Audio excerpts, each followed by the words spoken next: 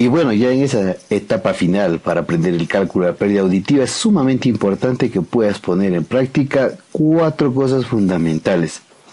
Y te hemos recordado que la sordera profesional, según la resolución 513 del IES, habla en su artículo 331 que la pérdida auditiva, esas hipoacusias que causen incapacidades permanentes parciales debidas a sordera profesional, se graduarán en base al porcentaje de pérdida auditiva bilateral del individuo lesionado en las frecuencias de la voz hablada. Y como para conocimiento de las personas es 500, 1000, 2000 y 3000. Es importante que podamos hacer en esas 4 frecuencias.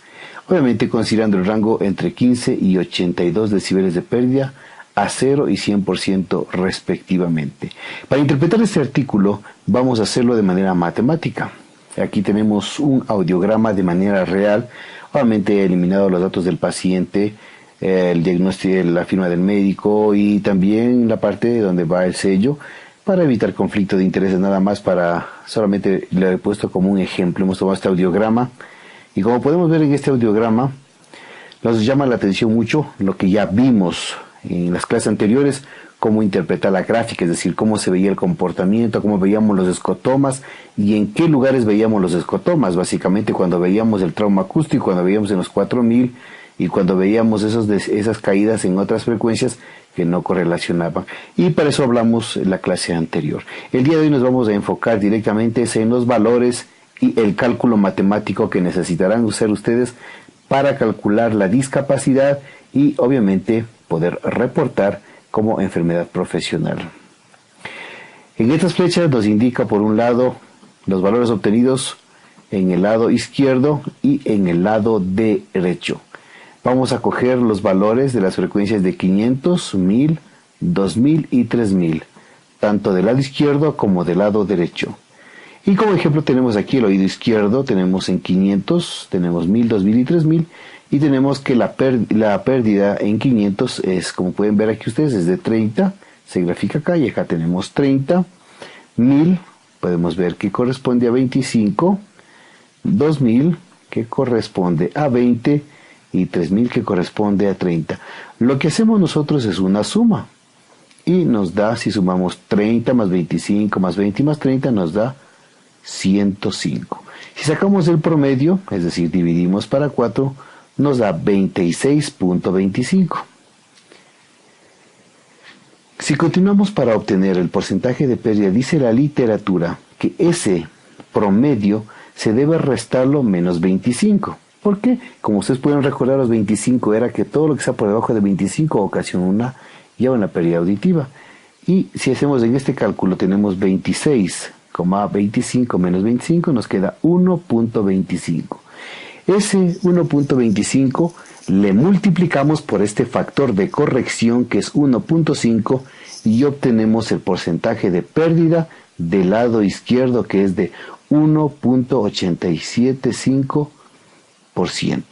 En el oído izquierdo tiene la pérdida del 1.875%.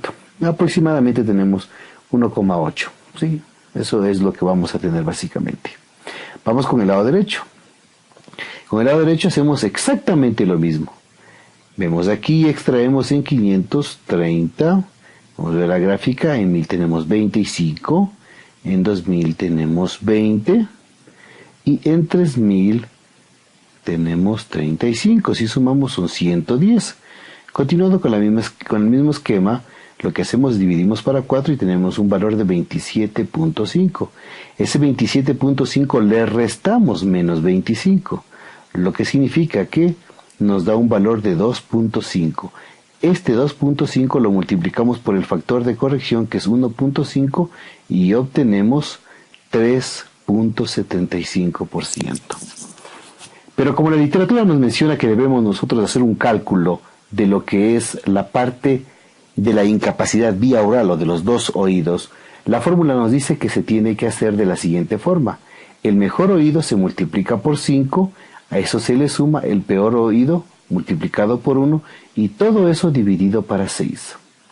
Si reemplazamos los valores tenemos que el mejor oído tiene 1.87, eso lo multiplicamos por 5, que luego vamos a sumar 3.75 más 1 y dividido para 6.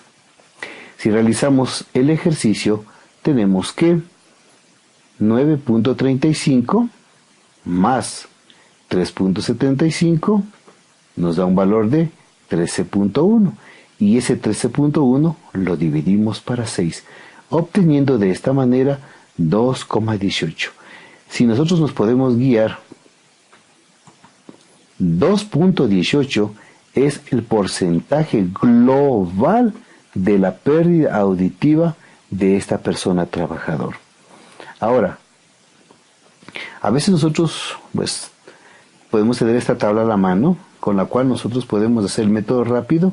En esta tabla están aquí los valores, no hacemos nada más que la suma de las 4 frecuencias, como en el video 890.105, corresponde a 1.5, 110 corresponde a 3.8, y así ustedes lo único que pueden hacer solamente miran en la tabla el porcentaje de pérdida si no desean hacer el cálculo matemático. Y ya para terminar esta parte, como ustedes pudieron hacer el cálculo vía oral, nos dice que el porcentaje de pérdida puede estar correspondido entre 15 y 60% como máximo. Como ustedes pudieron ver en el ejemplo que vimos de la vida real, esta persona llegó a tener una pérdida auditiva del 2.19.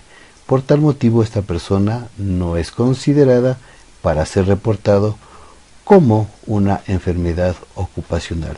Sin embargo, es un indicador de que está perdiendo y no debemos permitir que llegue. Espero que lo hayas disfrutado y que puedas tener claro ahora cuándo reportar, en qué porcentaje debes tener para que puedas saber el grado de discapacidad. Una buena noche.